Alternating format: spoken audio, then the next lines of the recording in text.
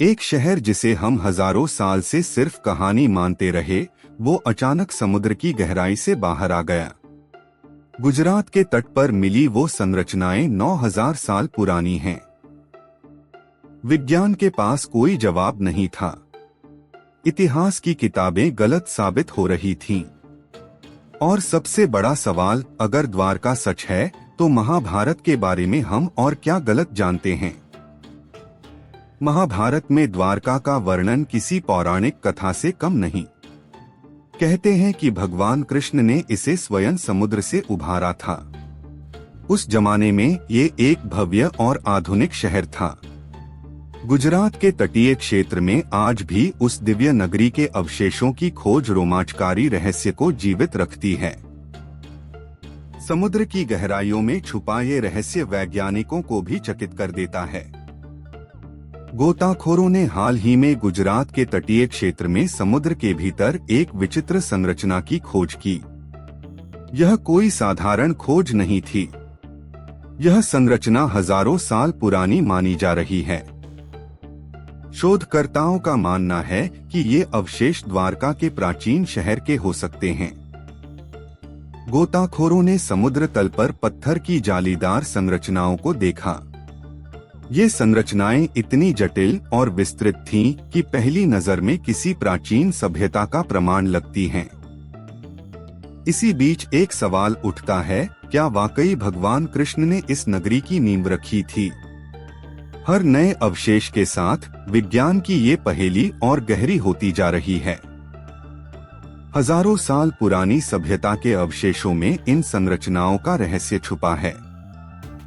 क्या यह सचमुच द्वारका की नगरी का अवशेष है? ये सवाल हमें इस सागर की गहराइयों में और भी गहराई से खोजने के लिए मजबूर करता है।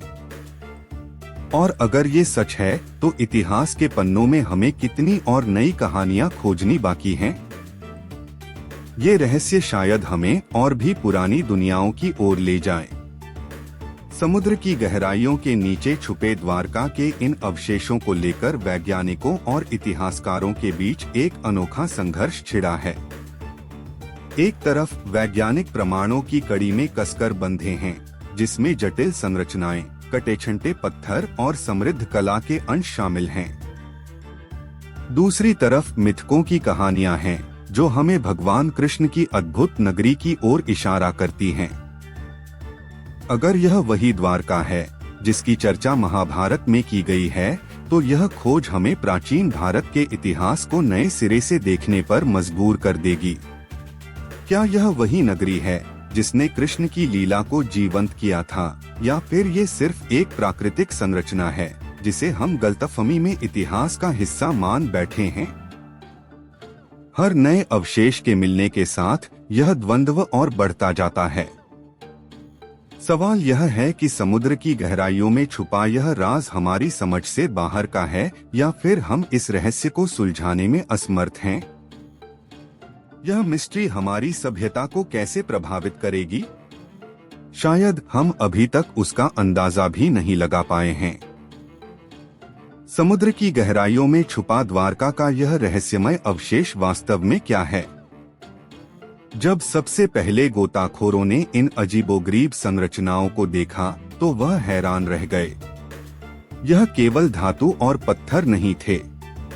यह एक जटिल डिजाइन था जो किसी समय एक उन्नत सभ्यता का संकेत देता था। सवाल यही है कि क्या यह वही शहर है जिसका वर्णन महाभारत में मिलता है। गोताखोरों ने समुद्र तल पर एक पूरी की पूरी बस्ती की झलक देखी। सड़कें, दीवारें और यहाँ तक कि सीढ़ियाँ, यह सब कुछ किसी प्राचीन शहर का हिस्सा लगता था। और वास्तव में कुछ निशान तो मानव निर्मित लगते थे। मगर एक चौंका देने वाली खोज ने हर किसी को चौंका दिया। एक संगमरमर की मूर्ति जो अब तक पानी के नीचे छिपी रही। मूर्ति का दृष्टिकोण और महत्व लोगों के होश उड़ा देने के लिए काफी था। विज्ञान भी इसे नकार नहीं सकता।